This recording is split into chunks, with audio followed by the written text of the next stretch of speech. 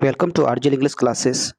आज हम डिस्कस करेंगे वॉइस के पार्ट 2 के बारे में। ठीक है। और देखिए इसका रूल्स देखिए आप। रूल नेक्स्ट है कि अगर एक्टिव के सब सेंटेंस में is, am, are, was, were, have, has, had और इसके साथ टू प्लस भी वन आ जाए तो इनका पैसिव जो बनेगा तो ईज एम आर एक ग्रुप में आएगा, वॉच वेयर एक ग्रुप में आएगा, हैव हैज एक ग्रुप में आएगा और हैड।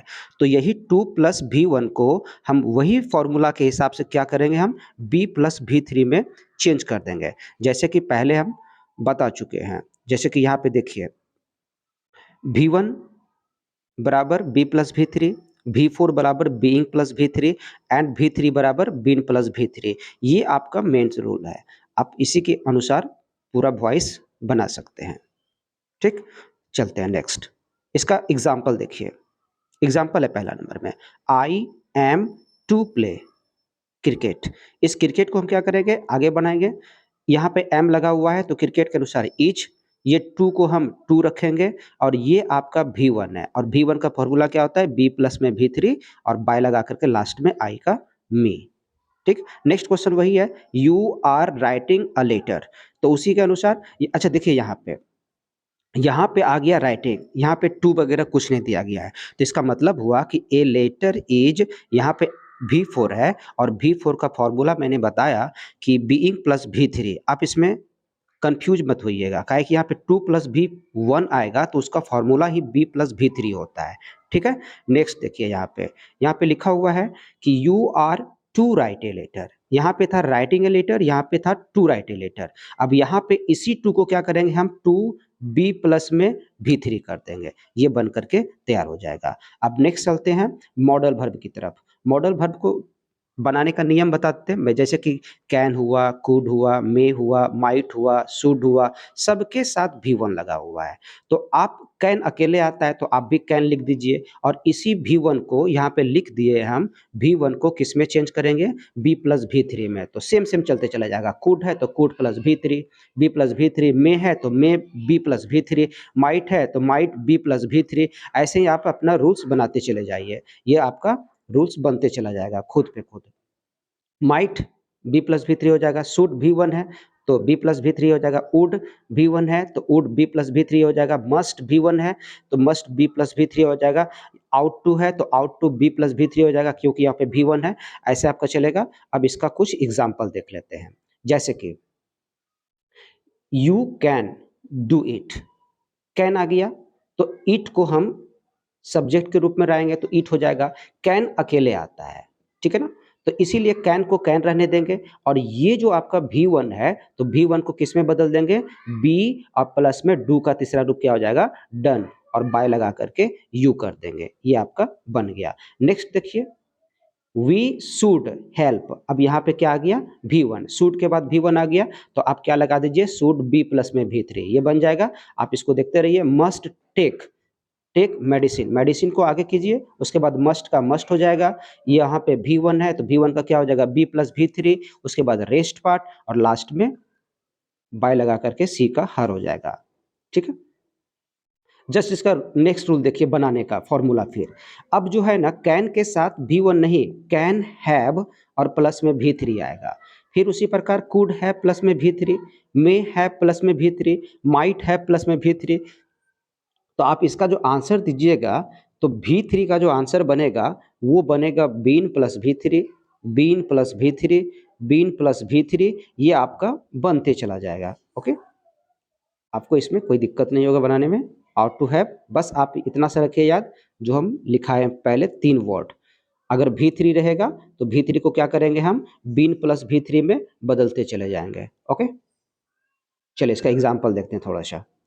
जैसे कि यू शुड हैव हेल्प्ड, आ गया ना भी थ्री, तो आप वही फॉर्मूला लगाइए।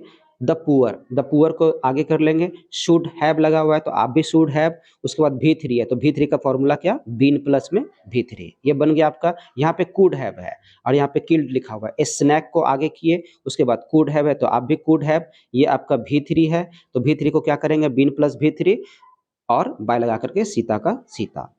नेक्स्ट देखिए आप, फिर वही है मस्ट हैव, ऑविट, किसको भाई? Our parents. तो आवर पेरेंट्स हो जाएगा। उसके बाद यहाँ पे मस्ट हैव लिखा हुआ है, तो आप भी क्या लिखिए? Must have. उसके बाद V3 है ये, तो V3 को क्या करेंगे? बीन प्लस में V3 और बाय लगा करके एस लगा देंगे। ठीक है, अब चलते हैं। ये अफर्मेटिव आपका खत्म हो गया। निगेटिव की बात करते हैं, तो मात्र आपको दो रूल्स याद रखना है। एक हो गया प्रेजेंट इंडेफिनिट का और दूसरा हो गया पास्ट इंडेफिनिट का। ठीक है, जैसे कि अगर आपके वाक्य में डू नॉट आ जाए या फिर डोंट आ जाए और डज नॉट आ जाए और डजंट आ जाए, उसके साथ क्या रहेगा यहाँ पे? V1। बस इसके फॉर्मूला को याद रखना है आपको कि अगर डू नॉट और डज नॉट आ जाए तो इसको हम किसका प्रयोग करेंगे? इज एम आर प्लस में क्या कर देंगे? नॉट को। और अगर वाक्य में डिड नॉट आ जाए तो आप किसका प्रयोग करिएगा? वाज वेयर प्लस में नॉट प्लस में V3। बाकी नियम आपका पहले के अनुसार चलेगा जैसे हम करते आ रहे हैं। और फिर वही चीज आ गया कि अगर V1 रहेगा, लेकिन V1 कब रहेगा भाई? वो सब्जेक्ट के जस्ट बाद यहाँ पे लिखा गया है डू नॉट। ठीक है ना, तो ये डू नॉट लिखा गया है, तो हम फॉर्मूला लिखा है डू नॉट और डज नॉट बराबर is am are plus not होता है। तो आप क्या कीजिएगा? यहाँ पे यू को आगे कीजिएगा, डू नॉट बराबर यू के साथ आर, नॉट का नॉट, लाइक्ड बाय मी, वैसे चलता चला जाएगा। डज नॉट बराबर इज एम आर प्लस में नॉट आ जाएगा।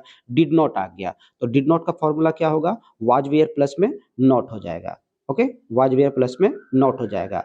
फिर डज नॉट, तो is am are, are not लगा दिए यहाँ पे। अच्छा, अब यहाँ पे विल आ गया, तो आपको पता है कि विल अकेले नहीं आता है, तो इसके साथ क्या क्या आता है? विल और सेल आता है। ठीक है, और उसके साथ नॉट लगा हुआ है, तो इसको हम क्या करेंगे? अस को पहले क्या करेंगे? वी लगा देंगे, वी के साथ सेल लग जाएगा। अब नॉट है तो नॉट लगा देंगे। अब यहाँ पे V1 आ गया। ठीक है ना, यहाँ पे अगर V1 आया है तो इसको हमको B प्लस V3 करना पड़ेगा। ठीक है, अब बाय लगा करके राम का राम लिख देंगे। सेम चीज चलेगा। उसके बाद यहाँ पे मान के चलिए हैव आ गया, तो इसका मतलब ये हो गया कि आपके पास दो चीज है, या तो हैव या फिर हैज। तो आप यहाँ पे ताजमहल के अनुसार यहाँ पे ताजमहल उठाए तो एक ताजमहल है तो हैज लगाए, यहाँ पे नॉट लगा हुआ है तो आप नॉट लगा दीजिए। फिर वही फॉर्मूला, यहाँ पे V3 है तो V3 को आप किस में चेंज कर दीजिएगा? बीन प्लस में V3। सेम चीज चलते चला जाएगा। ये क्वेश्चन देखिए पूछा गया है, सी नॉट टेलिंग ए लाई, तो ए लाई को आगे किए हम, उसके अनुसार इज का प्रयोग किया गया है तो हम भी इज लिखेंगे। नॉट का नॉट, यहाँ पे देखा आई एन जी मतलब V4 बराबर बीइंग प्लस V3 और बाय लगा करके हर। सारा फॉर्मूला वैसे ही चलते रहेगा जैसे कि हम पिछले बार बताए थे। ठीक है, तीन वर्ड को याद रखना है। V1 बराबर B प्लस V3, V4 बराबर बीइंग प्लस V3 और V3 बराबर बीन प्लस V3। बस ये फॉर्मूला को याद रखना है। अब चलते हैं इंट्रोगेटिव। इंट्रोगेटिव की बात करते हैं, तो इंट्रोगेटिव में आता है आपका कि अगर वाक्य डू और डस से शुरू हो जाए, डू और डस से शुरू हो जाए तो हम क्या करेंगे भाई? तो हम स्टार्ट करेंगे किससे? इजेमआर से। ठीक है, और इस V1 को किस में चेंज कर देंगे? V3 में। उसी प्रकार अगर वाक्य डिड से शुरू हुआ और V1 रहे तो डिड किस से शुरू होगा? तो हम किससे शुरू करेंगे? वाज वेयर से, और प्लस में क्या करेंगे? हम V3 डालेंगे इसमें। ठीक है, rest rule will be as usual, बाकी रूल्स सेम चीज रहेगा आपका, बस इसका बनाने का तरीका देखिए आप। जैसे कि हम बात करते हैं कि डू यू टीच देम, वाक्य किससे शुरू हुआ? डू से, तो आपका फॉर्मूला के हिसाब से इज एम आर। और ये भी ध्यान रखना है कि ये इंट्रोगेटिव वाक्य है, डू से वाक्य शुरू होगा लेकिन लास्ट में क्वेश्चन मार्क होना चाहिए।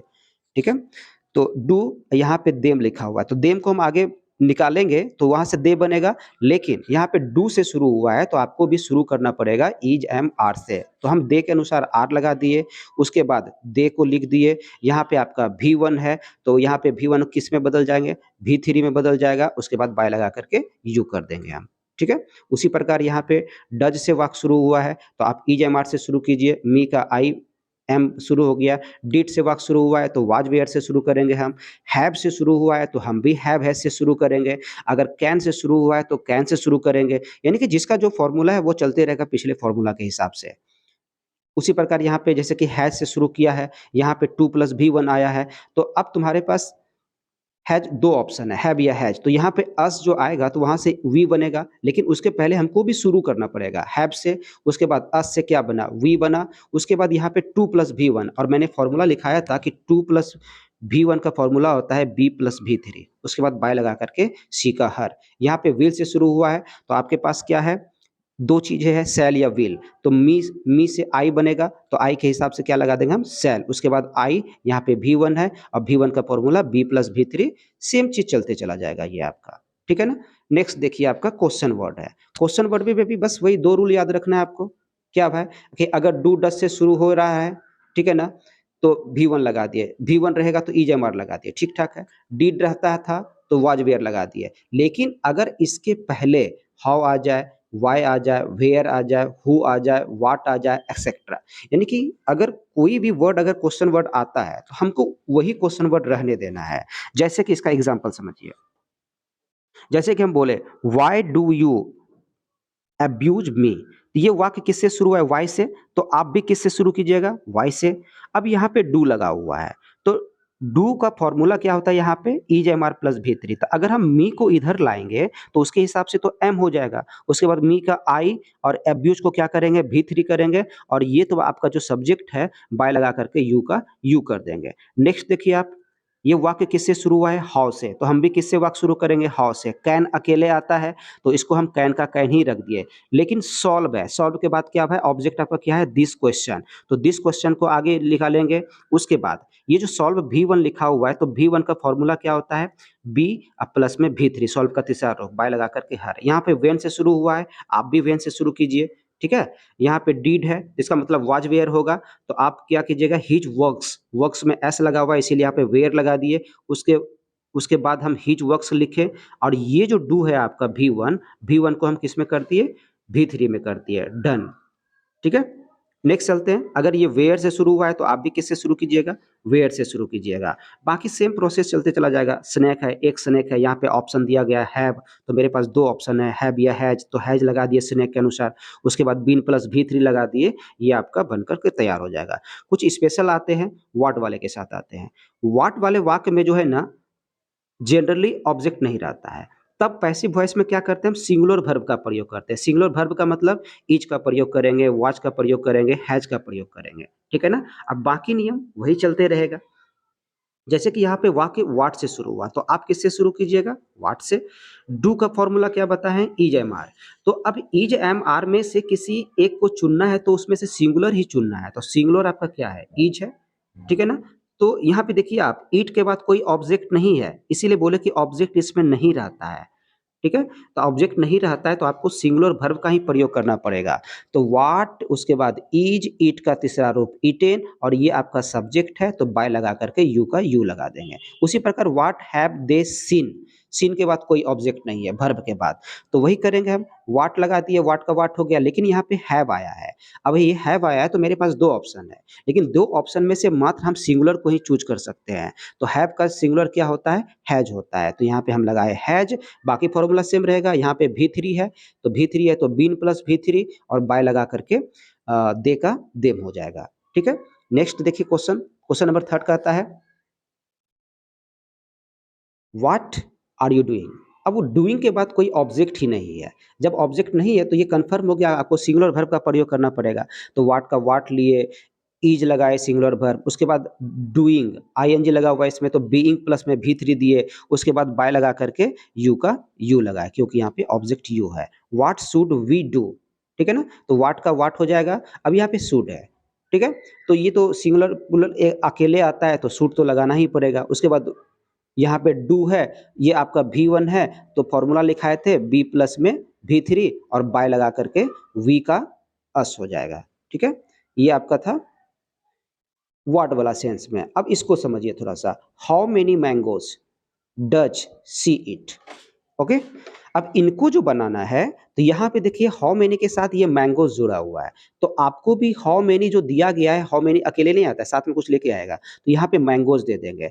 अब जो ये मैंगोज डिसाइड करेगा कि इनके साथ क्या लगेगा, तो हमको बताए थे कि डू और डज बराबर फॉर्मूला होता है इज एम आर, तो मैंगोज के हिसाब से क्या हो जाएगा? आर हो जाएगा। उसके बाद ईट का तीसरा रूप ईटेन हो जाएगा, और ये जो आपका सब्जेक्ट है सी, तो उसको क्या कर देंगे हम? बाय लगा करके सी का हर हो जाएगा। उसी प्रकार देखिए how much money have you, तो उसी प्रकार हम बनाएंगे हाउ मच मनी दे दिए, लेकिन यहाँ पे मनी आपका singular countable noun, sorry uncountable noun है। इसके साथ जो प्रयोग होगा मनी के साथ सिंगुलर वर्ब का प्रयोग होता है, तो हैज लगा दिए। उसी प्रकार V3 है, तो हम क्या लगा देंगे? बीन प्लस V3 और बाय लगा करके ये यू को यू कर देंगे, ठीक है। ये तो था हाउ मेनी वाला केसेस और हाउ मच वाला केसेस। अब समझते हैं हम हु वाला केसेस को। हु वाला केस है, सेम फॉर्मूला चलेगा आपका। V5 बराबर इज एम आर, सेम चलेगा। बस दो ही फॉर्मूला याद रखना है, V5 और V2। V2 बराबर वाज वेयर, ये फॉर्मूला आपका बनाया गया है। अगर हु से शुरू हो रहा है तो सबसे पहले आप बाय हुम से शुरू कीजिए। V5 है तो इज एम आर, उसके बाद ये जो ऑब्जेक्ट है ना उसको सब्जेक्ट बना देना है यहाँ पे, और ये V5 को बदल करके V3 में कर देना है, बाकी अदर वर्ड देना है। अगर आप आगे में बाय नहीं लगाते हैं तो आपको हु से ही शुरू करना पड़ेगा और पीछे में जाकर के बाय लगाना पड़ेगा, ये हम बता दिए हैं। अगर हम बाय बाय से आगे में शुरू करेंगे तो हुम लगाना पड़ेगा, और अगर हम बाय को पीछे लगा दिए तो आपको हु लगाना पड़ेगा। बाकी फॉर्मूला जो आपका चलेगा, बाकी नियम पहले के अनुसार चलेगा। अब देख लेते हैं कुछ इसका एग्जाम्पल। एग्जाम्पल में है, देखिए, हु हु से वाक्य शुरू हुआ है हेल्प्स। हेल्प्स आपका V5 है और यहाँ पे मी लगा हुआ है, तो देखिए कैसे बना हुआ है। हु का क्या कर देंगे, बाय हुम, मी। चूंकि यहाँ पे V5 है तो मी आई बनने वाला है, तो V5 बराबर इज एम आर होता है, तो आई के सुटेबल एम हो जाएगा, उसके बाद आई हो जाएगा, और इस हेल्प्स को V5 को हम V3 में चेंज कर दिए। लेकिन अगर हम हु से स्टार्ट करते तो यहाँ से यहाँ तक तो सेम रहता, लेकिन यही बाय जा करके क्या हो जाता, पीछे में लग जाता, दोनों सही हो जाता। उसके बाद देखिए यहाँ पे who helped, who helped. Helped अकेले है, इसके सामने कुछ नहीं आया, तो इसका मतलब ये V2 हुआ। अब V2 का फॉर्मूला क्या होता है, वाज वेयर। तो हु को हम बाय हुम कर दिए, पहला काम कर दिए। उसके बाद वाज या वेयर, तो मी के अनुसार यहाँ पे आई बनता तो वाज आई बन गया हेल्प्ड। और इसी चीज को अगर हम बाय नहीं लगाते आगे तो हु लगाते, और यहाँ से यहाँ तक ये बन जाता और लास्ट में बाय बन जाता। सेम क्वेश्चन है इसका, देखिए इनको समझिए आप। ये आपको दिखाई पड़ रहा है, क्या लगता है क्या V1 है। हम बताएं कि हु के साथ जो है ना, हु के साथ जब भी आता है सिंगुलर वर्ब आता है, ठीक है ना, सिंगुलर वर्ब आता है। और यहाँ पे जो है ना, सिंगुलर वर्ब का मतलब क्या हो जाएगा, यहाँ पे V1 नहीं आ सकता है। इसका मतलब जब ये V1 नहीं है तो यहाँ पे तीन कंडीशन हो सकता है, ये या तो V1 या तो V5 या तो V2। V5 तो एस या ईएस होता है, इसमें तो नहीं है, बचा V1 और V2। तो ये V1 इसमें इसलिए नहीं आ सकता है क्योंकि हु वाला के साथ हमेशा सिंगुलर आता है, इसलिए ये हमें यहाँ पे क्या है, ये V2 के रूप में है। अब इसको हम बनाते हैं। हु को क्या करेंगे, हम बाय हुम करेंगे। बीट आपका V2 है, V2 बराबर क्या हो जाएगा, वाज वेयर। सी को करेंगे यहाँ पे, सी के अनुसार ही वाज लगा, बीट बीट का तीसरा रूप बीटेन हो जाएगा। उसी प्रकार हु विल, ठीक है ना, अस लगा हुआ है यहाँ पे। तो हु को हम क्या करेंगे, बाय हुम। उसके बाद अस के अनुसार क्या हो जाएगा, सेल। उसके बाद अस का क्या बनेगा, वी। उसके बाद बीट का तीसरा रूप, तो V1 आ गया। तो V1 का फॉर्मूला क्या होता है, B1 B प्लस में V3। नेक्स्ट आपका है, लास्ट क्वेश्चन है, देखिए इसका। Who has stolen, who has stolen my books. अब वाक्य हुआ है हु से शुरू, तो सबसे पहला काम बाय हुम। उसके बाद आप क्या कीजिएगा, माई बुक्स, एक से ज्यादा है और यहाँ पे हैज का क्वेश्चन दिया हुआ है, तो इसका मतलब ये हो गया कि माई बुक्स इधर आएगा, तो इधर आएगा तो माई बुक्स के अनुसार क्या हो गया, हैव हो गया। उसके बाद स्टॉलन आपका V3 है, और V3 बराबर फॉर्मूला क्या होता है, बीन प्लस में V3। ये आपका रूल्स जो है ना खत्म हो गया। ये कौन सा रूल्स खत्म हो गया, अफर्मेटिव का रूल्स खत्म हो गया, निगेटिव का रूल खत्म हो गया, इंट्रोगेटिव का रूल्स खत्म हो गया, और क्वेश्चन वर्ड का रूल खत्म हो गया। और कुछ स्पेशल रूल्स बना हुआ है जो पार्ट थर्ड में आएगा। स्पेशल रूल्स को आप देखिए अच्छे से, स्पेशल रूल्स बहुत जल्दी आ जाएगा, ठीक है। Thank you.